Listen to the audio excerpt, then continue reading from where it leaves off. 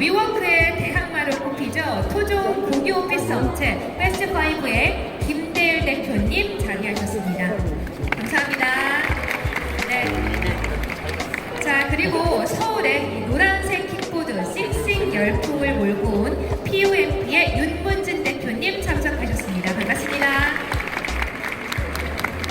네, 자, 마지막으로 많은 분들이 궁금해하실 것 같은데요. 벤처캐피털이 어떤 기준으로 스타트업의 옥상을 가리는지 알려주실 분이죠. 롯데 엑셀러레이터의 김영덕 상무님도 참석하셨습니다. 반갑습니다. 네, 자, 그럼 지금부터 한국경제신문과 함께하는 스타트업 토크 콘서트 본격적으로 시작을 해보도록 하겠습니다. 여러분들이 많은 정보와 전략을 받아가시리라 생각이 들고요. 마이크를 그렇다면 김홍일 센터장님께 넘겨보도록 하겠습니다. 센터장님 받아주시죠. 네, 반갑습니다. 소개받은 김홍일입니다. 먼저 시작하기 전에 이런 귀한 시간, 추석 연휴 전인데 이 자리에 참석해주신 질문 많이 올려주셨더라고요. 대학생분들. 그리고 오늘 함께 자리해주신 김대일 대표님, 윤 대표님, 그리고 김영삼님께 감사드립니다. 그리고 행사 주관해주신 서울시, 서울창업업, 그리고 한국경제신문사에 감사드립니다. 저희는 오늘 아까 일찍 도착해가지고 오늘 토크 콘서트는 좀 재밌게 하자.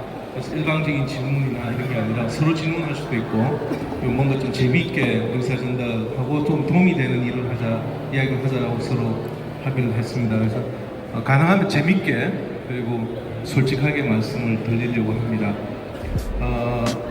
다 소개를 드렸으니까 제가 소개는 안 드리고 일단 먼저 우리 김대일 대표님 아니면 먼저 하실까요? 아니면 우리 윤 대표님부터 이쪽으로 그 회사 방금 간단히 소개를 해주셨지만 좀 더 구체적으로 회사가 어떤 비즈니스를 하고 계시는지를 좀 간단하게 한번 들어보겠습니다.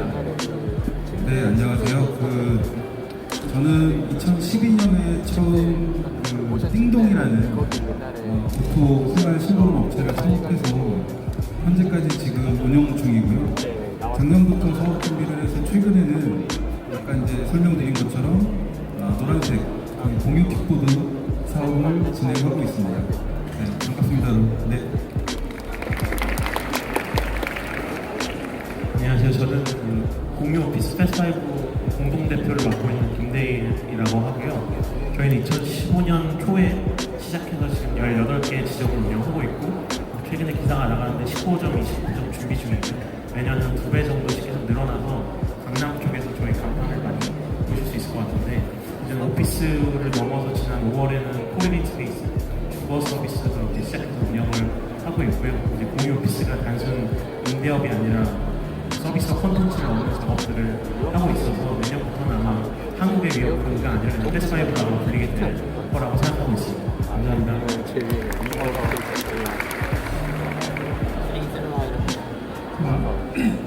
여기 많이 젊은 창업자분들하고 뵙습니다. 저는 2010년이 아니라 2000년도에 사내벤처로 G마켓 만들어서 회사가 나중에 나스닥 상장하고 사이즈 2010년도에 갑자기 2000년 얘기를 하려니까 목이 메네. 2000년에 G마켓 만들고 인트파크라는 쇼핑몰에서 사내벤처를 했거든요. 사내벤처를 만든 게 G마켓이었고 그게 나중에 나스닥 상장하고 엑시트하고 저는 지분이 많지는 않았는데 엑시트하고 창업 한 2년 정도 하다가 최근 3년 반 전에 롯데 엑셀러레이터에 첫 멤버로 조인했습니다. 김영덕입니다. 감사합니다. 방금 김영덕 사모님이 몇 번에 재밌는 포인트를 이야기하시는데 안 웃어주시면 여기 앞에 네 사람 이야기하는 게 상당히 진행이 잘 안 돼요. 그래서 안 웃기지 않는 이야기인데도 좀 웃어주시면 저희가 조금 더 재밌게 이야기할 수 있을 것 같습니다. 그래서 아까 그 스타트업이 과연 우리의 한국 산업에 얼마나 영향을 미치는지 결국 스타트업 때문에 여기 대기업이 오신 게 아니니까 제가 아침에 자료를 좀 보니까요. 그 삼성, LG 5대 기업이 고용하고 있는 인원이 75만 명입니다. 근데 이제 지금 우리나라 스타트업이 고용하고 있는 인원이 76만 명이에요. 2018년 기준으로. 그만큼 이제 스타트업 자체가 한국 산업에 있어서 영향을 끼치고 있는 건 사실인 것 같습니다. 점점 물론 이제 기업 숫자는 많죠. 근데 이제 그런 측면에서 보면 우리 두 분 사업하시는 두 분께 이런 질문을 좀 드리고 싶습니다. 본인들이 하고 있는 사업들이 과연 한국 동일한 업종 또는 비슷한 업종 또는 어떤 기존 사회에 있어서 어떤 서비스를 제공하지 못했기 때문에 본인들이 이런 사업을 시작을 하셨는지, 뭐가 다른지, 기존의 산업들과 어떻게 다른지를 한번 좀 설명을 해주시면. 네, 저희는 이제 공유 오피스 서비스 하고 있는데 주 타겟이 저희 밀레니얼 세대들이거든요. 그래서 지금 20, 30대들, 40대 초반까지 불리는 밀레니얼 세대들이 저희 고객의 거의 90% 가까이를 차지하고 있는데, 이분들의 특징을 보면 대학교 때 도서관 대신 스타벅스에서 공부를 하셨던 분들이고, 이 라이프 스타일이 완전히 다르신 분들이거든요.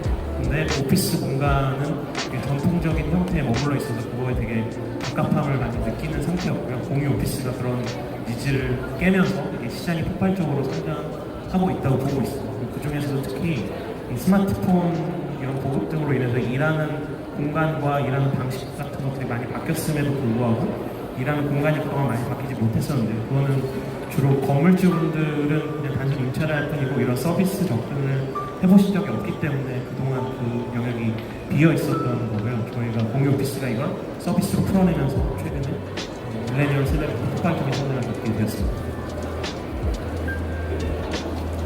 저는 원래 기본적으로 사람들이 편리함을 느껴 하는 거에 되게 큰 가치를 느껴 하는 사람 중에 하나인데요. 또 제가 하는 서비스 기존의 배달이나 지금 킥보드 같은 경우도 제가 만든 거를 막 사람들이 눈앞에서 이용하는 것들을 보는 게 저에게는 되게 가치 있고 보람 있는 일이라 사업을 하게 됐습니다. 싱싱이라는 사업은 사실 해외 버드나 라임이라는 스타트업이 빠른 속도로 성장하는 걸 벤치마크해서 한국에서 적용해서 시작하게 된 거고요. 저희도 사업을 준비하는 과정에서는 이게 단순히 단거리 이동 수단의 하나로서 공유 비즈니스를 한다로만 생각을 했는데, 막상 이제 시작해서 서비스를 운영해 보니까 사람들한테 어떤 이동의 욕구가 있다는 것들을 좀 많이 발견하게 됐어요. 그래서 지금은 훨씬 더 재밌게 사업을 운영하고 있습니다. 대답이 이렇게 짧아지면 1시간 반은 제가 못 때워요. 질문이. 그래서 중간중간에 좋았던 질문 드리겠습니다. 김영국 사모님께 말씀 한번 드려볼게요. 2010년도에 엑시스 하신 거죠? 창업하신 2007년도. 자료에 보니까 1995년도에 미국 기준으로 새로운 기술로 신상품을 만들어서 성공하는 비율이 5%라고 합니다. 100개 중에 5개가 성공하면서. 근데 그 동일한 기준으로 2010년도를 보면 2010년도에는 1000개 중에 3개가 성공하는 0.3% 정도 성공한대요. 그러니까 본인이 2010년도에 엑시스 했을 때의 상황과 지금 기준에 있어서의 본인이 이제 지금은 CBC로서 활동하실 때 뭐가 다른지, 아까 뭐 좀 많이 늙으셨다고 했는데 제가 보기엔 저는 여전히 젊으신데 그때 당시와 지금과의 어떤 차이가 있다면 어떤 게 될까요? 질문이 너무 많이 나오는데, 죄송합니다. 다시 이렇게 질문 드릴게요. 본인의 엑시스 했을 때, 본인이 그 사업을 하실 때와 지금은 어떻게 보면 이제 멘토 또는 투자자로서 활동할 때의 차이. 우리 이 질문과 연계되는 건 뭐냐면, 우리 기존 세대들이 여전히 벤처에 대해서는 부정적인 시각이 있는, 또 스타트업에 대해서는 여전히 부정적인 시각들이 있기 때문에 그 질문은 나중에 드릴 거니까, 지금은 본인의 경험상으로 뭐가 다른지, 옆에 두 분과도 다르실 거니까. 사실은 이게 이제 창업생 태계로 보면 2010년도 이전에는 창업생 태계라는 게 제대로 있었나 하는 생각이 들어요. 실제로 지금 보면 우리가 이제 창업 관련한 오늘 같은 행사만 해도 사실 국내에는 굉장히 자주 열리잖아요. 자주 열리고 여러분 여기에 보니까 60명 정도 창업 준비하시는 분, 창업하시는 분이 계신 것 같은데, 이 창업 관련해서 어떤 정보를 얻는다거나 또는 이렇게 선배 창업자로부터 일종의 멘토링이든 아니면 경험을 이렇게 공유할 수 있는 자리라는 게 사실은 2010년 이전에는 거의 없었던 것 같아요. 디캠프도 그렇고 프라이머가 2010년 좀 전에 생겼거든요. 그러니까 그 전에는 사실 그런 기관 자체가 없어서 그냥 창업한 선배. 저도 이제 벤처 기업에 조인하게 된 계기가 2000년도에 이제 인터넷 그때 2000년 얘기를 또 해야 돼. 2000년에 인터넷 붐이 굉장히 많이 일었어요. 이 중에 한 반 정도는 2000년도에 어떤 일이 있었는지 잘 이해 못 하시겠지만, 근데 그때 이제 그때 뭐 새로운 저희 같이 저는 컴퓨터 사이언스 전공인데 웹페이지 만들고 이렇게 서버 사업 하나 만들 때 이걸 뭐 사업을 좀 해볼까라는 생각을 하고 있었는데 물어볼 사람이 없어서 그때 이제 친한 선배 한 분이 인터파크에 부사장으로 계셨는데 찾아가서 형 이거 사업 도대체 어떻게 하면 돼요? 뭐 이런 그렇게 묻다가 이제 그 사업 망할 것 같으니까 우리 회사로 들어와라 그래가지고 들어가서 일하게 되고 뭐 계속 이쪽의 벤처 기업에 일하게 됐었는데 지금은 사실 아까 센터장이 말씀하셨는데 이렇게 좀 천천히 길게 얘기해야 되는 거예요. 제가 답변해 주세요. 그래서 제가 다음 질문을 고민할 수 있으니까. 센터장이 말씀하신 대로 옛날보다 지금이 성공 확률은 낮아졌다고 하는데 실제로 창업을 하기 위한 이런 환경 자체는 굉장히 좋아진 것 같아요. 첫 번째는 창업을 준비하는 단계에 여러 가지 프로그램도 물론 뭐 그게 대부분 공공에서 지원하는 것들이라 뭐 그것의 효율은 좀 떨어진다 이런 얘기는 좀 부분적으로 있긴 한데 어쨌든 그런 게 굉장히 다양하게 있고 창업 선도대학이나 뭐 창업 지원 프로그램 등등이 초기 창업 패키지 등등 그러니까 헤아릴 수 없을 정도의 많은 창업 초기 프로그램들이 많잖아요. 그래서 창업하기도 쉽고 창업한 다음에 도움을 받을 수 있는 기회들도 의외로 굉장히 많은 것 같아요. 그래서 좀 정리해서 말씀을 드리면 저희처럼 창업 벤처 1세대들이 창업했을 때를 생각해 보면 정말 이 황무지에서 사업하는 거랑 좀 비슷했던 것 같아요. 근데 지금은 창업을 하려고 마음을 먹고 자기가 열정이 있고 또는 자기의 제가 볼 때 욕심도 좀 있어야 되는데 그런 욕심이 있다고 하면 그것들을 지원받거나 도움을 받을 수 있는 체계는 굉장히 잘 돼 있다. 스타트업 4만기가 그냥 생긴 게 아니고 굉장히 체계적으로 지원할 수 있는 그런 지원 기관들 또는 정부나 민간의 굉장히 다양한 지원들이 있었기 때문에 이 정도의 창업이 있었다고 보고 성공 확률은 뭐 창업이 많아져서 성공 확률은 숫자로는 좀 떨어져서 이게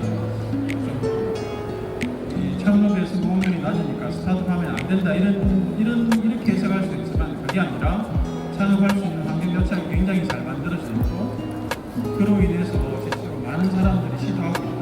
그러다 보면 뭐 실패의 케이스가 어쩔 수 없이 많아지는 건 사실인데 그럼에도 불구하고 창업자들의 자질이나 실패하더라도 그 사람들이 다시 할 만한 역량들을 보유하고 있다는 걸 보면 국가 전체적으로 보이는 인적 자원이나 또는 우리의 역량 자체는 계속 커지고 있다라고 보는 게 맞을 것 같습니다. 이렇게까지 길게 안 하셔도 돼요. 그러니까 요약 정리하시면 2000년대 초반에 벤처 붐이 났을 때는 결국에는 그 생태계, 조직화된 문화가 없었다. 그러나 지금은 말씀하신 거는 어떤 형태든 조직화되고 있고 생태계가 있다. 그렇게 요약 정리하면 될까요? 4만 개나 되는 회사들 중에 보통 이제 보면 흔히 뭐 스타트업 VC 투자라고 하는 것들을 연간 한 1%도 안 되는 수가 투자받고 사업을 하는 것 같아서 우리 상무님 말씀하신 것처럼 그렇게 쉬운 일은 아닌 것 같습니다. 아주 좋습니다. 계속 답변하셔도 좋은데 질문 드리려고 그랬어요. 혹시 김대리 대표님 혹시 이 질문에 두 분께 질문 연결해서 이제 우리 패스5의 경쟁사는 어떻게 보면 위웍이잖아요. 위웍이 이제 상장을 곧 준비를 하고 글로벌하게 갔어요. 그죠? 비슷한 모델은 맞죠? 네. 근데 왜 걔들은 돈을 많이 벌고 우리는 이렇게 투자가 적을까요? 시장 규모의 차이인가요? 뭘까요? 네, 기본적으로 시장 규모의 차이가 있는 것 같아요. 역량의 차이는 없다고 생각하십니까? 영역에 따라 다른 것 같은데 네. 저희 공유 오피스로 좀 국한하면은 이게 기본적으로 오프라인 비즈니스 성격을 띠고 있어서 이 로컬리티가 좀 강한 사업 영역이긴 하거든요. 그래서 위워크가 전반적으로 아시아 시장에서는 좀 보존하고 있고요. 그래서 우리나라뿐만 아니라 아시아 쪽에서는 로컬 업체들이 좀 상대적으로 잘하는 편이고 위워크 미국이랑 유럽에서는 굉장히 잘 되는 걸로 알고 있어요. 그래서 아니 제 질문 그러면 패스파이브가 해외 진출을 그러니까 이게 사실 인터넷 환경이라는 것은 시장의 연계성을 담벼락을 무너뜨리는 거잖아요. 아까 온라인에서 한다 그러면 그렇다면 그 패스파이브가 위용만큼 커질 수 있게끔 하는 전략이나 또 차이점 이걸 하면 우리 커질 수 있다. 뭐가 있을까요? 지금 잘 커지고 있고요. 지금 거의 저희가 5년 정도 됐는데 매년 한 두세 배씩 커지고 있고 아마 최근에 저희가 400억 원 투자를 받아서 그 돈으로 아마 확장을 하면 내년, 내후년에도 비슷한 페이스로 계속 커질 거라고 좀 보고 있고요. 근데 이게 단순히 규모만 커지는 건 아니고 그 안에서 어떤 서비스들이 돌아가느냐인데 저희 주 멤버들이 12,000명 정도 되면 곧 확장하면서 2만 명을 넘게 될 것 같고요. 단적으로 이제 저희가 내년 3월에 어린이집도 오픈을 하거든요. 원래 어린이집이라 하면 대기업들이 운영하는 직장 어린이집 이런 것들을 주요 복지로 내세우는데 저희는 이거를 중소회사들이 누릴 수 있게 지금 어린이집을 준비해서 내년 3월에 개원하게 되는데 이런 식으로 뭔가 라이프스타일 서비스 쪽으로 확장을 해서 이게 단순히 임대 비즈니스가 아니라 새로운 형태의 라이프스타일 서비스로 가는 거를 준비하고 있습니다. 이렇게 좀 커질 걸로 보고 있고요. 그래서 이게 되게 저희는 가능성이 되게 크다고 보는데 저희가 최근에 투자 받으면서 공유 오피스가 전체 임대 시장의 몇 프로가 되냐 이런 것들을 되게 많이 물어보시는데 서울 전체 오피스 면적이 한 1,200만 평 정도가 되거든요. 근데 공유 오피스가 지금 서비스하는 면적이 1%가 잘 안 되기 때문에 근데 20, 30대들은 이제 더 이상 전통적인 오피스보다 공유 오피스 같은 업무 환경을 원하다 보니 앞으로 10년 동안은 계속 그런 성장세가 유지될 거로 생각하고 있고요. 전 부장님께서 말씀하신 스케일 그런 거는 충분히 많이 만들어질 거로 생각을 하고 있고 그리고 해외 같은 경우에 동남아까지는 좀 생각을 하고 있어서 그 동남아 쪽까지 진출하고 하면은 지금의 위워크이 받는 밸류와 그런 스케일까지는 잘 모르겠지만 되게 유의미한 성과를 낼 수 있을 것으로 기대하고 있습니다. 제가 우리 대표님께 계속 질문을 답변할 기회를 드리기 위해서 질문만 먼저 드릴게요. 이제 공유 오피스 관련해서는 여전히 그 밀레니얼 세대들이 지금 공유 오피스를 선호한다는 것도 한때의 붐일 수도 있다라는 부정적인 시각들이 분명히 존재를 하는 것 같아요. 거기에 대한 답변 하나가 일단 라이프스타일 비즈니스를 하겠다는 경 롯데백화점이나 롯데호텔하고도 나중에 경쟁이 될 수 있지 않을까. 그래서 우리 김영근 성우님은 긴장을 좀 하셔야 될 것 같은데 그거 두 번째, 세 번째는 이제 패스파이브가 사실은 우리나라에 있어서는 어떻게 보면 성공한 창업가들, 우리 김영근 성우님을 포함해서 그 선순환 구조를 이룬 기업의 전형적인 젊은 스타트업 업체에서 엑시트해서 그 돈으로 회사를 만들어서 다시 새로운 비즈니스를 하는 엑시트 전략 과정에서도 어떻게 보면 모험이 되지 않을까 하는 그 세 가지 질문은 계속 드릴 거예요. 고민을 좀 해보시고 우리 윤 대표님께 이런 질문을 좀 드리고 싶어요. 뭐냐면 돈 받기 힘들다. 그리고 어떻게 보면 피봇을 지금 하고 있는 과정이라고 해야 되나 아니면 두 개 다를 똑같이 갖고 가실 거예요. 신규사로 완전 신규사 키워스는 아니다. 그러면 싱싱 관련된 소위 뭐 공유 모빌리티 산업이 한국에서 얼마만큼 커질 수 있을 것인지 아까 말씀하셨던 어디죠? 버드라이스가 1년 만에 유니콘이 됐어요. 한국에는 왜 그게 안 될까요? 저희가 아직 1년이 안 됐습니다. 시간만 되면 되는 건가요? 시간만 되면 되는지 여기 뭐 전부 다 설명 좀 해주세요. 어떻게 하면 시간만 되면 되는 건지. 서비스 개시 후 1년 정도였으니까요. 저희도 지금 이제 서비스 런칭한 지 불과 3, 4개월밖에 되지 않았어요. 그래서 아직은 강남 지역에서 지금 브랜드 오픈을 준비하고 있는 과정인데 그 짧은 시간 내에 일단 회원가입 기준으로 한 10만 그리고 라이드수 기준으로 약 40만 이상 지금 현재 사용자들이 이용을 하고 있는 모습을 보고 외부 구성원들의 이제 동기부여도 굉장히 크게 되어 있는 상태고요. 어떻게 이제 스케일을 만들어낼 수 있냐라는 질문에 답변을 드리자면 서울시만 하더라도 대중교통으로 하루에 이용하는 이제 교통 건수가 약 1000만 번 가까이 되더라고요. 그 안에서의 비율을 보면 대중교통 그러니까 버스와 지하철을 이용하는 비율이 약 60% 가까이 되고 나머지는 자가용이나 택시, 도보로 이동하는 그런 이제 이동이 이루어지고 있는데 서울시만 놓고 보더라도 되게 천만입니다. 저희도 그 이동 수단의 하나로서 이제 시장 진입을 계획하고 있고 향후 이제 전국적으로 보면 일평균 약 30만 건 이상의 이동을 저희 이제 그 공유 키포드를 통해서 하고자 하는 목표를 갖고 있고 그렇게 되면 아마 유통을 근접할 수 있지 않을까 하는 기대가 있습니다. 그 질문과 연계해서 이제 우리 김영성 분께 질문을 드리고 싶은 게 전형적인 우리 김영성 분이 개인적으로는 성공한 창업자하고 엑시스를 하셔서 지금 이제 CBC 롯데그룹 CBC의 수장으로서 있는데 그 한국이 스타트업 투자 기준으로 CBC가 한국은 17%밖에 안 되고 미국이 한 40%, 중국이 35%예요. 스타트업 전체 투자 총액에 김영삼 분님 같은 경우에 이제 롯데그룹 CBC를 운영하시면서 지금 싱싱이나 테스트파이브 같은 쪽에 투자를 하신다면 또는 다른 기업에 투자를 하신다면 투자의 기준 어떤 기업을 투자하시는지 좋은 기업은 뭔지 한번 설명을 좀 해주시면 좋겠습니다. 저희가 회사를 선발할 때, 출발하는 투자를 할 때 주요하게 보게 되는 것들을 좀 말씀드리는 게 좋겠죠. 이 창업 준비하시는 분들이 나중에 투자 받으시려면 투자 팁 정도로 이해하고 저는 저에게 그걸 얘기하고 말씀드립니다. 보통 얘기할 때 사실 초기 기업이 보면 볼 게 별로 없잖아요. 사람하고 그다음에 사업 계획 정도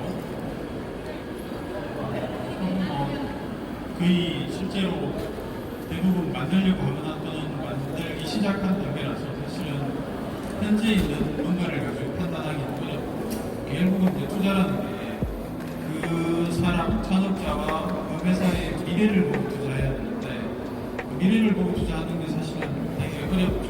현재를 보고 판단하는 것. 여러분이 예를 들면 주식시장에서 주식을 사는 건 현재 결과를 보고 판단하는 거라서 사실은 그 모호성이나 불확실성이 별로 크지 않은데 이 스타트업의 투자는 사실 굉장히 모호한 그냥 미래에 무슨 일이 일어날 거야라고 전쟁이가 정치하는 거랑 좀 비슷하거든요. 그래서 이제 결국은 많은 얘기를 나누다가 제일 크게 보는 게 이제 창업자의 자질, 그다음에 그 사람 성향 뭐 이런 걸 보게 되는데 저는 사실은 이 투자자마다 조금씩 다 다른데 제가 보는 주요하게 보는 건 첫 번째는 창업자는 좀 유연한 생각을 가지고 있겠다라는 생각을 해요. 그러니까 왜냐면 사업이란 게 자기가 처음에 이렇게 이런 그림이 될 거야라고 생각했는데 막상 고객하고 만나서 이렇게 실제로 실행을 해보면 그대로 잘 안 되거든요. 근데 그럴 때는 사실 고객이 말하는 것들을 수용하고 유연하게 변화를 만들 수 있어야 되는데 그때 고집을 피우는 사람들이 있어요. 내가 맞아. 그 예로 이제 우리 창업자의 그 시가 같은 스티브 잡스도 제 맘대로 했는데 나도 내 맘대로 할 거야 이렇게 얘기하면 스티브 잡스는 될지 몰라도 여러분은 실패할 가능성이 굉장히 높다라고 얘기할 수밖에 없을 것 같아요. 제가 어떻게 요즘 정신이 안 가겠어요.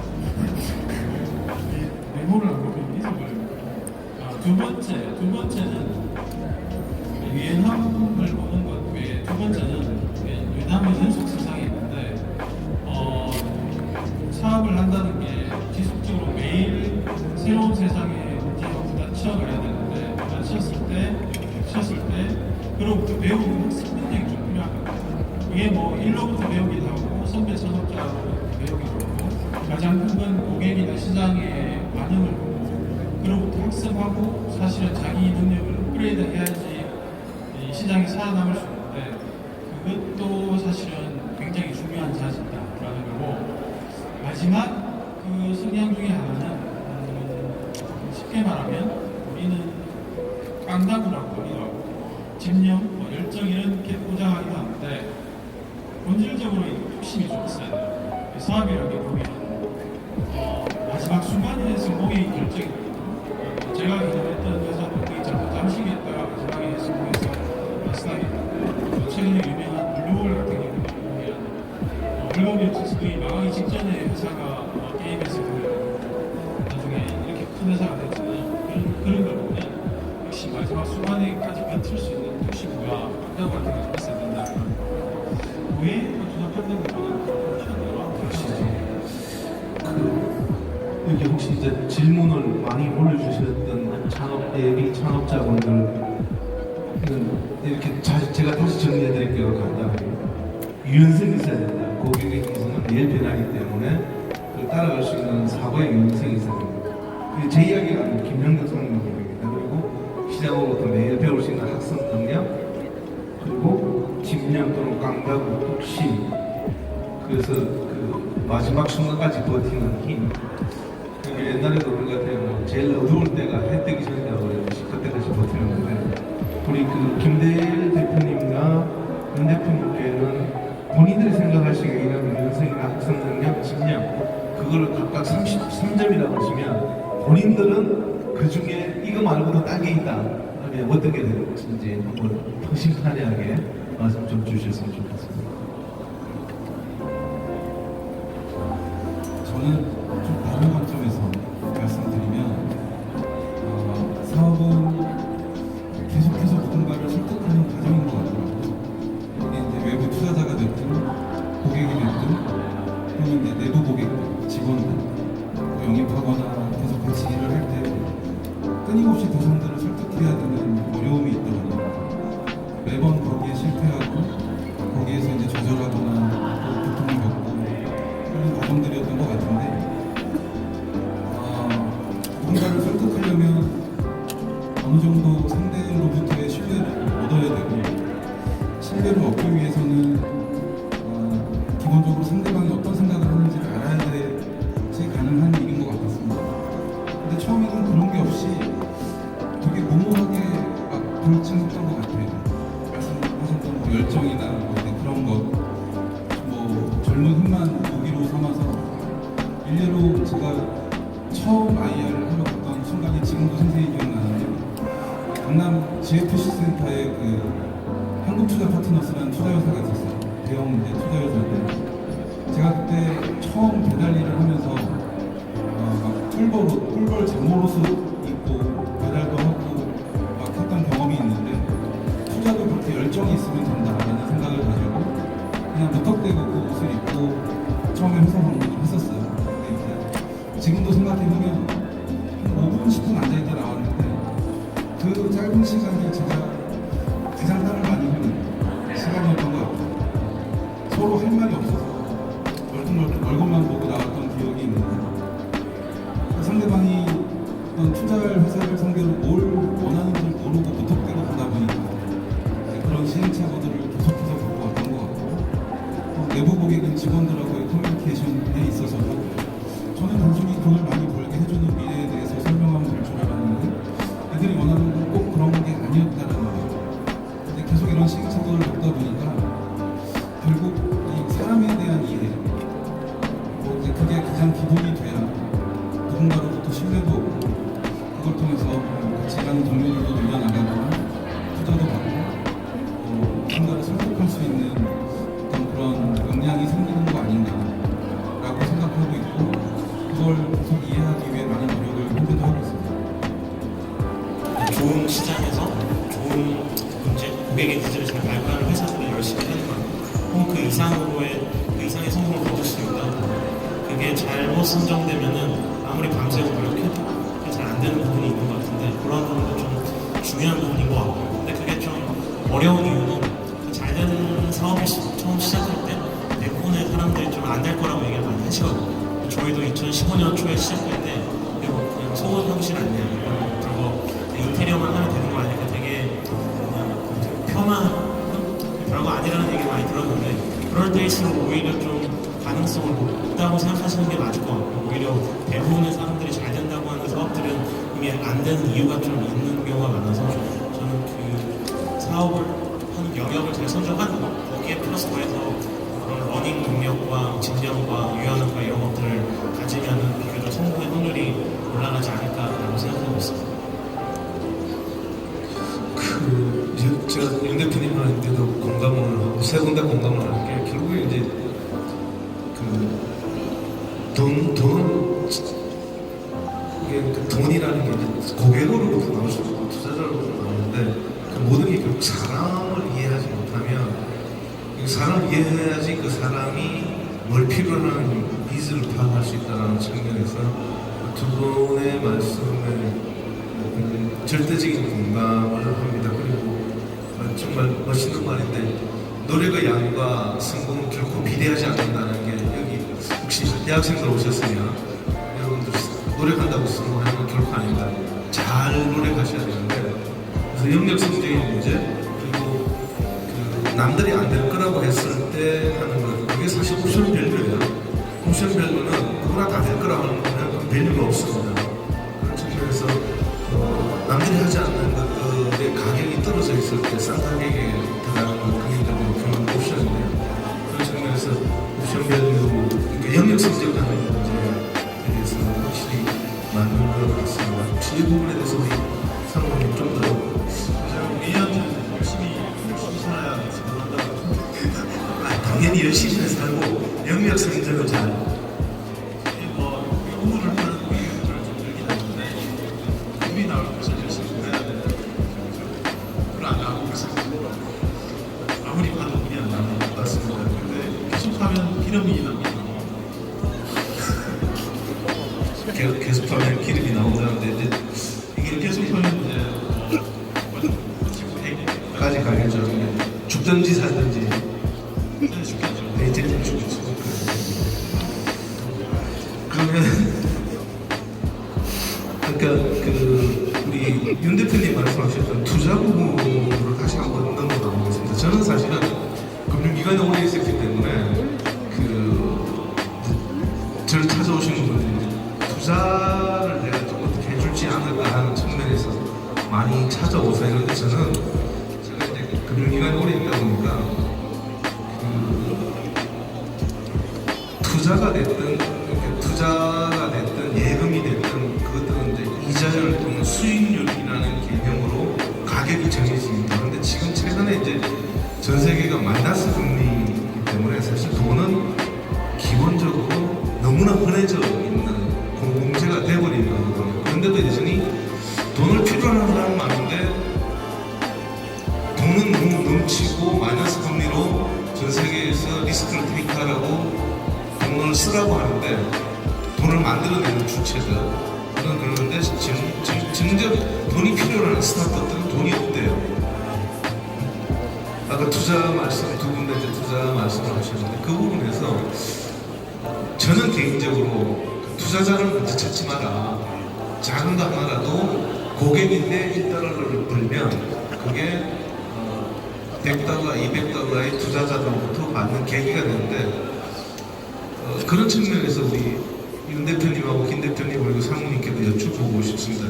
저는 고객을 먼저 보라고 합니다. 아이디어를 가지고 투자자를 찾지 말고, 그런 측면에서 길게 본인들이 투자할 때, 받을 때, 투자 받을 때 힘들었던 것 또는 어떻게 하면 투자를 받을 수 있는지 한번 개인적인 경험들이나 이렇게 설명을 좀 해주셔서, 대표 우리 상무님은 어떻게 투자를 하실 건지에 대해서 윤 대표님부터 먼저 좀.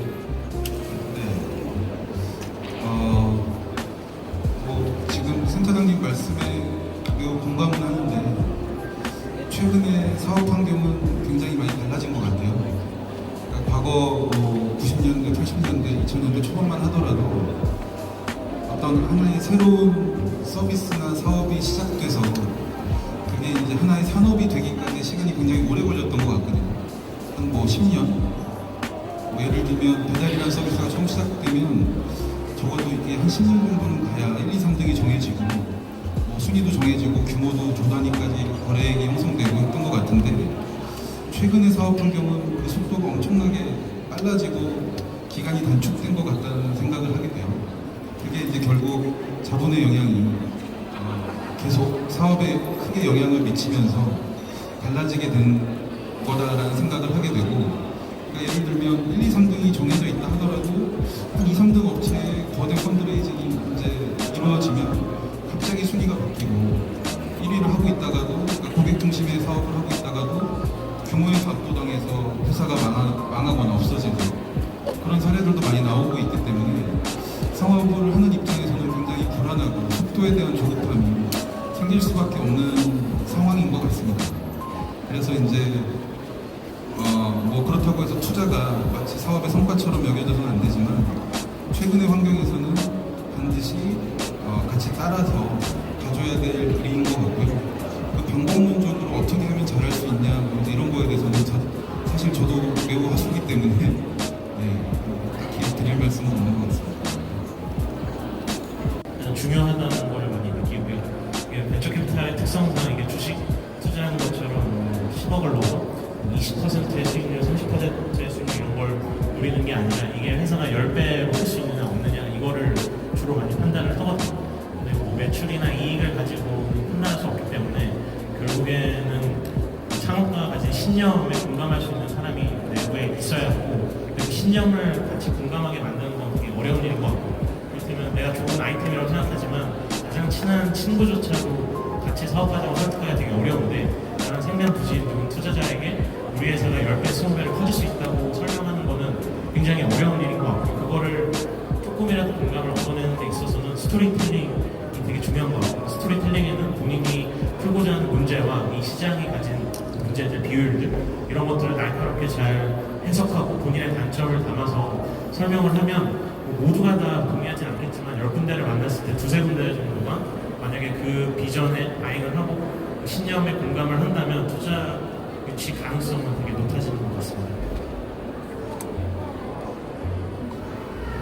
이런 주제의 얘기들을 할 때마다 이제 조금 듣는 분들이 좀 오해의 소지가 있다고 생각하는 부분이 뭐가 있냐면 예를 들면 투자를 받으려면 이렇게 해야 돼라든지 아까 저도 뭐 투자자는 이런 성향이면 좋겠어라는 얘기를 하긴 하는데 이게 굉장히 좀 정적으로 받아들일 수 있겠다는 좀 생각이 들면서 좀 위험하다는 생각을 하는 게 뭐냐면 사업이라는 게 사업을 우리가 이제 스타트업 이렇게 멋진 단어로 얘기를 하긴 하지만 사실은 사업의 본질이 사실 경쟁이고 내가 좋은 사업을 하나 만들면 내 사업이 그럴 듯해 보이잖아요. 투자자들한테 어필이 될 정도로 투자를 받을 정도의 돈 벌 수 있겠네라는 생각이 들면 남들도 그렇게 생각을 하고 그래서 사실은 지금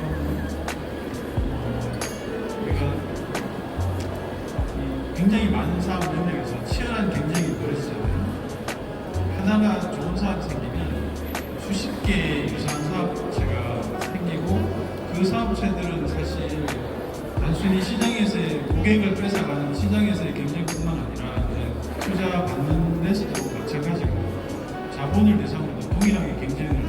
그래서 저는 사업을 전쟁터에 있는 병사의 입장이라고 생각하시면 좋을 것 같아요. 내가 이제 전선에 나가 있는 창을 들고 있는 병사라고 치면 수만 명이 앞으로 달려갔는데 내 옆에 있는 동료도 있지만 앞에서 수백 명이 나를 죽이기 위해서 달려오거든요. 달려오는 상황에서 내가 창이나 활을 다 써버리고 나면 사실은 싸움을 무기가 없는 상황이 될 수도 있고 또 내가 막 달려가는데 너무 빨리 달려가지고 옆에 동료 없이 나 혼자 앞에 뛰어가고 있으면 여러 명의 적들로부터 공격을 받아서 나 먼저 죽게 되고 뒤에 있는 친구들은 좀 안 죽고 이게 사실은 전쟁터하고 좀 비슷해요. 사업을 하는 게 너무 빨리 시작해서 너무 빨리 달려가다 보면 혼자 체력을 다 소진한 다음에 적을 만나서 죽게 되는 상황. 그렇다고 너무 늦게 가면 사실은 공을 다 놓치고 나중에 이 병사로서의 능력을 역전하는 데 기회도 없고 이런 복합적인 상황들이 일어나는데 그래서 조금 이게 좀 공감이 되실지 모르겠는데 전쟁이라는 것 자체가 굉장히 역동적인 상황이거든요. 사업도 굉장히 역동적이에요. 아까 뭐 인대표님도 말씀하셨지만 내가 사업을 하기 위해서 동료도 필요한데 예를 들면 전쟁을 할 때 병사가 필요하면 장군하고 줍시다. 이 사람들을 데려와야 되는데 그러면 돈도 줘야 되고 먹을 것도 줘야 되고 무기도 줘야 되고 또 말 듣게 왜냐면 돌격 앞으로 했는데 돌격 앞으로 막 너 먼저 죽으라라는 얘기거든요. 나가서 죽으라는 얘기를 설득력 있게 해서 같이 달려나가게 만들어야 돼요. 그게 사실은 전쟁터고 그 전쟁터와 가장 유사한 게 창업자의 사업 현장이라서 이걸 좀 동적으로 역동적으로 좀 이해하시는 게 좋겠다라고 말씀드리고 싶습니다. 갑자기 분위기가 너무 싸해졌어요. 전쟁터, 전사, 폭망, 맞습니다. 그래서 사실은 저는 개인적으로 이렇게 한국 현재 우리 사회에서 스타트업 창업자들은 우리 시대의 영웅이라고 저는 개인적으로 생각을 하고 또한 그분들이 우리의 리드가 되어야 된다고 저는 생각을 합니다.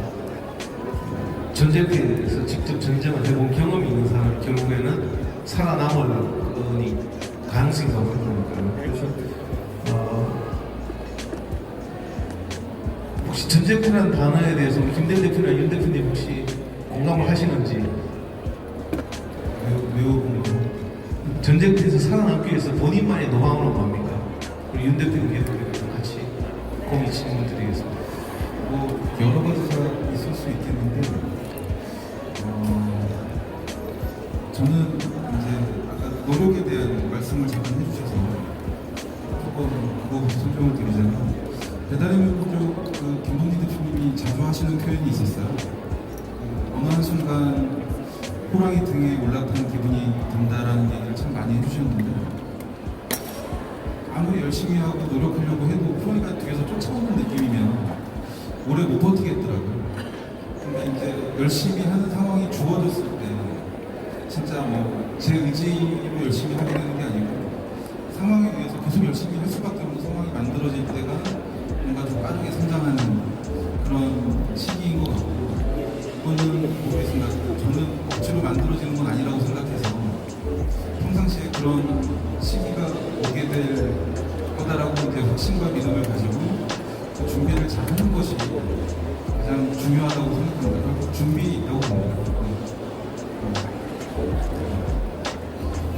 저는 전쟁 비유하면 손자병법의 최상의 계층은 싸우지 않고 이기는데 저는 경쟁하지 않고 독점하는 게 가장 좋은 전략이라고 생각하고 실제로 이건 제로투어에서 피터팀이 항상 하는 말인데 독점하는 거 예를 들면 미국의 항공사들의 이익을 모두 합친 거보다 구글이라는 회사가 가진 이익이 더 많은데 그건 구글이 고객 트랙에 부가가치를 더 많이 주기 때문이 아니고 그냥 독점하기 때문에 그 이익을 향유할 수 있는 건데 저희도 경쟁을 하면 시장은 좋지만 이걸 회사에 가는 시장 말고 경쟁의 치열함을 겪어내야 되기 때문에 그건 꼭 저희는 그걸 피하는 게 가장 좋다고 생각하긴 하고요.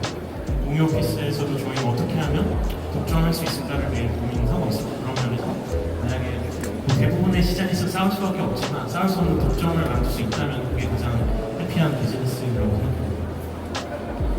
이 대목에서 이제 제가 옛날에 최근에 어떤 사태 때문에 지금의 언론에서 코멘트를 달라고 해서 동일한 답을 했어요. 싸우기 전에 고객부터 늘려놓고 그 고객에 의해서 규제를 풀어야 된다. 우리가 목소리 높여서 이거 해주세요라고 싸우는 것보다는 오히려 우리 약자니까 좀 얕게 그래서 선선구전이라고 하죠. 먼저 이겨놓고 전쟁을 들어간다. 우리 스타트업인들도 꼭 필요한 게 아닌가라는 생각을 해봅니다. 그리고 혹시 오늘 박근희 씨 오셨나요? 학생 같은데 박근희 씨 없어요? 그러면 사전 질문 올린 중에 오늘 오신 분 오늘 사전 질문을요 총 84분이 주셨어요. 없나요? 질문만 하고 참석은 안 한단가? 없어요? 아무도? 이 방송으로 나가는 건가? 혹시 사전 질문을 하고 오늘 이 자리에 온 사람이 있으면 제가 선물 드릴게요. 손 드세요. 아무도 없구나. 여기 오신 분들은 뭘까? 추천 측에서 보낸 사람들인가? 대표님 그럼 Q&A 시간으로 넘어가는 아니요, 그런 건 아닌데 너무 이거 전쟁터 뭐 이런 너무 치열한 이야기가 나와가지고 네. 근데 다 동일한 질문들이에요. 사전 질문들이. 그래서 네. 근데 그런 이제 전쟁 얘기가 나와서 저도 네. 좀 얘기를 들어서 질문이 생겨가지고 좋습니다. 대표님한테 여쭤보고 네, 싶은데 대표님께서 전쟁에 창업하시는 분들은 전쟁에 참여하는 병사 같은 입장이 되어야 한다고 말씀하셨잖아요. 근데 사실 사람이 어떻게 하루 종일 전쟁통에 살 수가 있겠습니까? 평생 동안 굉장히 힘든 일인데 사업이란 게 한순간에 끝나는 게 아니고 연속성이 있어야 되니까 평생 이런 스트레스 같은 전쟁 속에서 좀 어떻게 살아남을 수 있는 노하우를 갖고 계신지 그런 측면에서 어떻게 자기 관리해 나가시고 사업을 좀 끌고 나가시는지 먼저 좀 동기 여쭤보고 싶어요. 네. 네, 먼저 대답해 주세요. 네.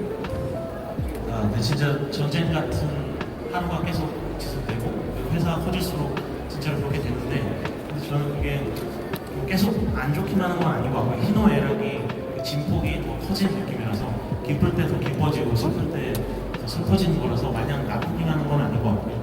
오히려 그냥 전쟁함으로써 그냥 평화롭게 사는 것보다 좀 더 다이나믹하게 재밌게 사는 측면도 좀 있다고 보고요. 그리고 저는 이제 창업하기 전에 한 직장 생활을 몇 년 했었는데 일을 하면서 내가 진짜 일을 하는 건가라는 회의감이 들 때가 많이 있었거든요. 누군가를 설득하기 위해서 보고서를 쓰고 이 일이 누구한테 어떤 부가가치를 주는 건지에 대한 항상 그런 회의감이 들면 의욕이 많이 떨어지곤 했는데 창업하고 나서는 이게 고객들에게 실제 가치를 준다는 거 이런 것들이 되게 동기부여가 많이 되고요. 이런 게 진짜 일이구나라는 걸 좀 많이 느끼면서 세상에서 많은 사람들이 일을 한다고 하는데 실제로 누가 부가가치를 내는 것만 생각하면은 개인적으로는 10%도 안 된다고 생각하긴 하거든요.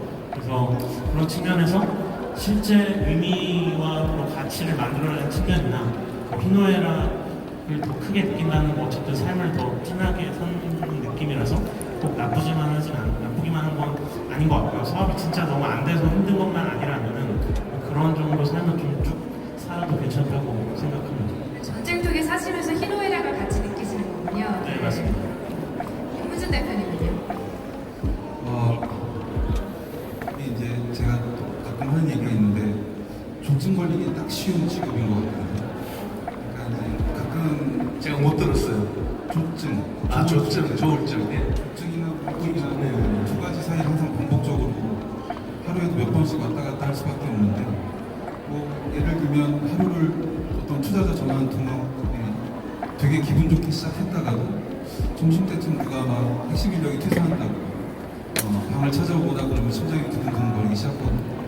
오후쯤에 다시 원래 투자를 약속했던 투자자가 갑자기 이래저래서 안 되겠다라고 얘기하면 저녁에는 뭐 술을 먹어야 돼요. 그런 하루에 몇 번씩 감정이 위에서 바닥으로 내리꽂는 경험들을 하다 보니까 멘탈 관리가 상당히 어려운 게 사실이고 그래서 많이 힘들다고 표현하는 것 같습니다. 그래서 이제 창업자들끼리 이렇게 만나서 좀 얘기를 하다 보면 가장 많이 공감하는 뭐 그런 워딩들이 피할 수 없으면 즐겨라 아니면 뭐 솔로몬의 편지 다 지나가리 그런 얘기들을 제일 많이 공감하면서 자주 하는 얘기들이기도 한데 저 같은 경우는 멘탈 관리를 위해서 특별히 하는 건 따로 있는 건 아니지만 저를 이제 가장 이뻐해주고 칭찬을 많이 해주는 대상들을 자주 만나요. 그러면 계속 자존감도 조금씩이나마 높아지고 조금씩 힘이 나고 위안이 되고 그런 것 같습니다. 제가 먼저 하시죠. 괜히 사업을 전쟁에 비유해서 좀 이상하긴 한데 근데 사실은 사업이 전쟁터하고 좀 비슷한데 또 다른 게 하나 있는데요. 실제로 전투의 순간은 길지 않아요. 전투의 시간은 굉장히 짧고 예를 들면 참호전을 놓치면 참호를 하루 종일 파고 전쟁은 한 1시간 돼요. 1시간 아니면 뭐 밤 9시부터 시작해서 다음날 새벽까지 전투를 하고 그 다음 남는 시간은 계속 참호를 파고 탄약 나르고 이렇게 음식 만들고 식량 보급 물자 정리하고 하다가 또 저기 한 3일 좀 쉬었다가 또 공격이 오면 또 막고 이런 이게 사업도 좀 비슷하잖아요. 사업을 뭔가 이제 대표님들이 이렇게 뭐 하나 준비하려면 준비하는 시간들이 굉장히 길고 실제로 그걸 고객이 딱 선보인 다음에 결과를 받아볼 때까지 또 지루한 시간이 걸리고 사실은 좀 지루하고 기다림의 그런 힘든 시간이 좀 더 많은 경우도 많죠. 예, 우리 아나운서님이 좋은 질문. 이 스트레스가 처음부터 시작이에요. 왜냐하면 사업에 할 때 업자가 업보의 업자래요. 그 업은 뭐냐면 누군가를 먹여 살린다는 업의 업보를 한다. 그리고 사업을 성공한다는 어려운 주제가 뭐냐면 룰 브레이크. 룰 브레이크는 뭐냐면 기존에 정해진 룰을 깨는 사람들이고 그 깨는 걸 통해서 세상을 다르게 보고 다르게 봤기 때문에 사업의 찬스가 생긴 거니까 창업을 한다는 그 자체 시작 자체가 사실 스트레스의 시작이 되는 거고 막간을 위해서 저희 디캠프가 지금 준비 중인 게 뭐냐면 서울대 병원, 서울대 분당병원하고 해가지고 창업자를 위한 스트레스 매니지먼트 코스를 지금 다음 주에 시작을 하면서 창업자분들만 따로 모아가지고 1대1 상담까지 하는 걸로 한번 저희가 해보려고 그래요. 그래서 스트레스 받는 건 당연한 것 같고 그 당연함 때문에 그 스트레스가 결국에는 왕관의 무게고 그 왕관을 무게를 이겨내시는 분들이 사실 이 세 분인 것 같아요. 그래서 그런 왕관을 쓰실 수 있는 준비가 되신 분들은 많이 창업 시장에 뛰어드셨으면 좋겠다라는 생각이 듭니다. 혹시 아나운서님도 다른 질문 제가 이제 결국에는 왕관을 쓰려는 자 무게를 견뎌라 이런 의미시네요. 대표님께서는. 당연하죠. 제가 질문이 떨어져가는데 또 혹시 다른 질문 네, 없으세요? 윤문진 대표님께서 좀 여쭤보고 싶은데 싱싱보드가 굉장히 혁신적인 그런 기구잖아요. 저도 출근을 하다가 차가 너무 막힐 때 정말 오토바이 타고 가고 싶고 택배하는 아저씨 중에 타고 가고 싶고 이런 데가 많은데 사실 이런 아이디어는 누구나 쉽게 상상은 하지만 그 상상을 사업으로 이끌기까지가 굉장히 좀 어렵거든요. 누구나 이런 상상을 하는데 그걸 어떤 식으로 사업으로 구체화시키고 어떻게 사업으로 연결을 시켜서 이렇게 사업까지 좀 끌고 나가시는지 그 과정을 좀 여쭤보고 싶네요. 그거를 이제 사람들이 실행력이라고 실행력. 네. 표현을 하는데 머릿속에 어떤 구상이 있거나 이걸 해야겠다고 마음먹은 이후 시점부터인 것 같아요. 실행력을 많은 분들이 이제 특히 투자자분들도 그렇고 일을 하는 분들 사이에서는 실행력의 중요성에 대해서 굉장히 많은 이야기들을 하고 계시고요. 저 같은 경우는 이거를 조사하고 분석하는 과정에서 해야겠다라고 마음먹은 과정까지가 좀 힘들었고 마음먹은 이후부터는 빠르게 실행에 옮겨졌습니다.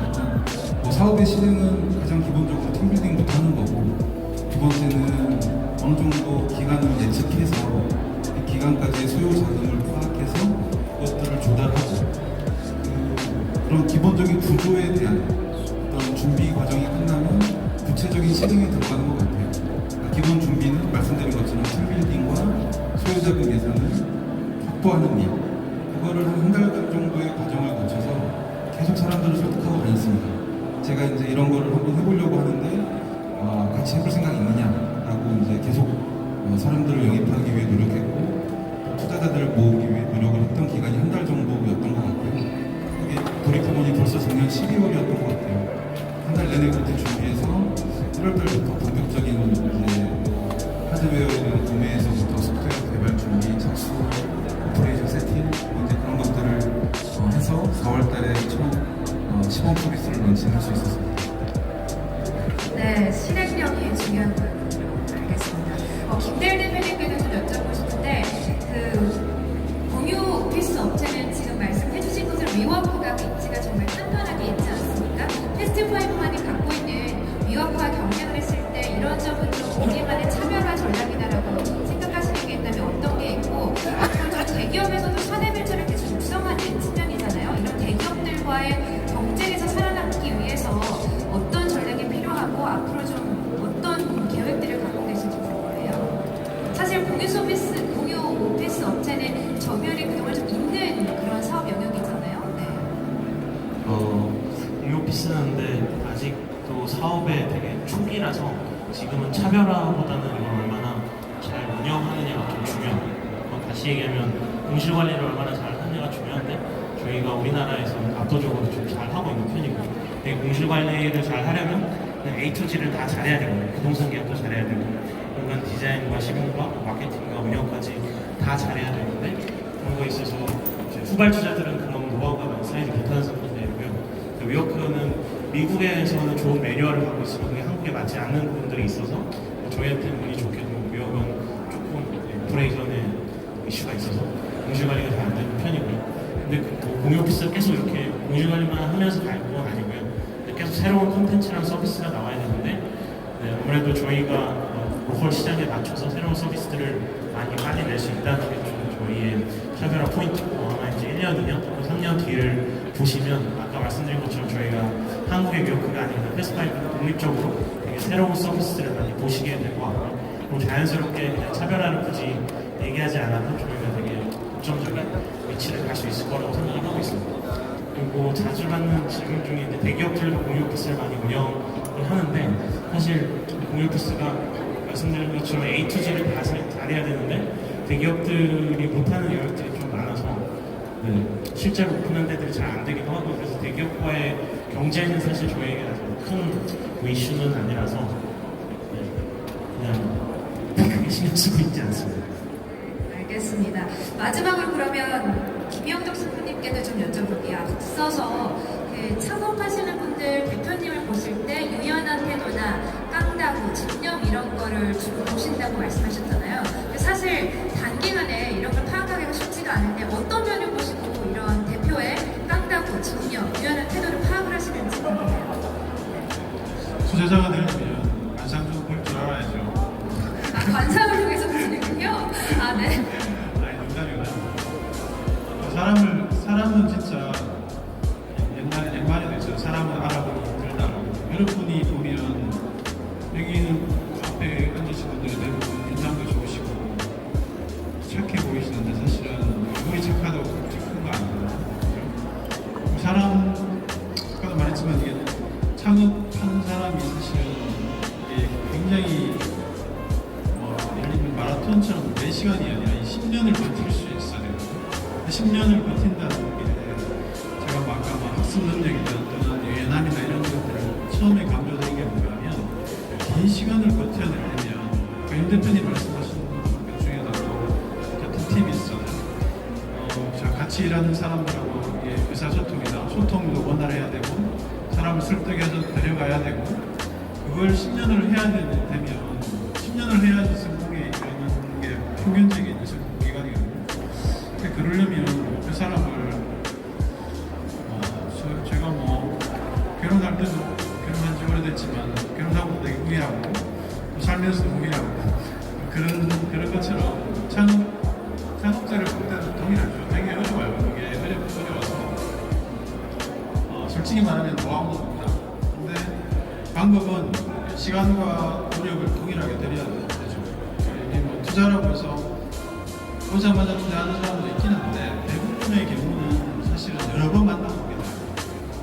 가장 좋은 건 그 회사를 찾아가고 그 사람이 일하는 걸 보고 사실은 그 사람이 같이 일하는 다른 사람 옛날에 같이 일했던 사람 등등의 것들을 굉장히 입체적인 정보를 얻으려고 굉장히 노력을 많이 하고 시간도 많이 투자합니다. 제가 관상을 보고 이 사람이 정말 거라고 불가한 거고 그래서 솔직히 말씀드리면 제가 성공할 저 친구는 진짜 뚝심도 있고 성공할 거야 라고 했던 친구들 중에 성공한 사람이 별로 없어요. 실제로는 안목이 없다라는 거는. 근데 안목보다는 사실은 굉장히 그런 평가에 여러 가지 기준들이 있는데 그게 정성적인 것도 있고 정량적인 것도 사실은 여러 가지 지표들을 가지고 같이 보는 거라서 게다가 이제 투자 의사결정을 할 때는 복수의 사람 최소한 5명 정도의 다른 사람들이 다른 의견들을 얘기하고 계속 토론하면서 같이 그냥 똑같은 사람을 봤을 때도 보는 관점이 조금씩 다르고 그래서 어떤 사람은 좋게 보고 어떤 사람은 좋아하고 어떤 사람은 어떤 점이 예를 들면 성격이 굉장히 주도적이고 고집이 센 걸 장점으로 보는 사람도 있고 그게 이제 어떤 사업에서는 그게 안 맞는 경우가 있거든요. 그런 등등의 것들을 여러 사람이 같이 시간을 투입해서 보면서 판단을 한다고 말씀드리겠습니다. 네, 감사합니다. 센터장님 마이크 받아주세요. 네, 감사합니다. 제가 이제 딱 떨어져가지고 질문이 잘 안 나온 찰나에 우리 아나운서님께서 질문을 해주셨습니다. 혹시 그 객석에서 받는 질문을 우리 아나운서님이 하실래요? 아니면 제가 할까요? 아니면 아니요, 센터장님 해주셔도 되고요. 네. 그러면 그 혹시 질문 있으신 분들은 네 질문 네, 저기 네. 계신 분 마이크 네. 네. 성공한 사업가의 재질로 한 가족은 두 가지를 꼽자면 어떤 걸 꼽고 싶으신지 그 대표님의 생각이 궁금합니다. 성공한 사업가의 자질, 뭐 열정, 끈기, 기획력. 네네네. 그거는 세 분인데 한번 물어봅시다. 저는 대표가 아니니까. 네. 네, 그러면 이런 대표님부터. 저는 아직 성공하지 못했습니다. 네, 잘 모르긴 하는데 그래도 항상 비슷한 질문에는 바로 나오는 대답이 한 가지가 있거든요. 겸손함이 가장 그러니까 자질이나 그런 것들은 인내심이 중요하다라고 얘기하는데 최근 들어서 이게 겸손함이 굉장히 중요하다라는 것들을 입체적으로 많이 느끼고 있어요. 그게 이제 이전까지는 겸손하는 게 그냥 좀 방어적 수단이라고 생각했거든요. 사람들로부터 공격당하지 않는 그런 방어적 수단이라고 생각했는데 이게 때로는 뭔가 전쟁에도 비유가 되지만 굉장히 공격적인 수단이 될 수도 있다는 걸 많이 느끼고 있고 그냥 보여지는 에티튜드 정도가 아니라 마음속 깊이 이제 나와 일하는 동료들이나 친구들이나 가족 아니면 가까운 사람들에 대한 겸손함일수록 사람을 빛나게 만드는 그런 것들이 있다라고 좀 느끼게 돼서 그 부분이 가장 머릿속에 좀 많이 새기고 살고 있습니다. 네. 네, 저는 꼽자면 실행력과 학습 능력을 꼽고 싶은데 실행력은 되게 많은 사람들이 아이디어가 많지만 그걸 실제 하는 사람은 별로 없는 거고 그래서 그거를 실제 그거를 하는 사람 말을 많이 하고 그리고 대부분은 안 된다고 하면 맞거든요. 안 될 것 같아라고 하면 맞는데 그 뒤에 이 한두 가지를 가지고 직접 실행하는 실행력 일단 돼야지 그걸 시작할 수 있을 것 같아요. 두 번째는 하는 과정에서 되게 많이 틀릴 거기 때문에 그 틀리는 과정에서 빠르게 학습을 하고 스타트업이 대부분 기존에 없었던 새로운 영역이기 때문에 시장에 뭐 참고할 만한 것도 별로 없고 그냥 본인이 직접 부딪히면서 알아가는 수밖에 없는데 똑같은 실패를 하더라도 거기서 의미와 학습을 하는 수준은 차이가 나는 것 같고 그걸 얼마나 잘 하느냐 그걸 다음 10억 때 얼마나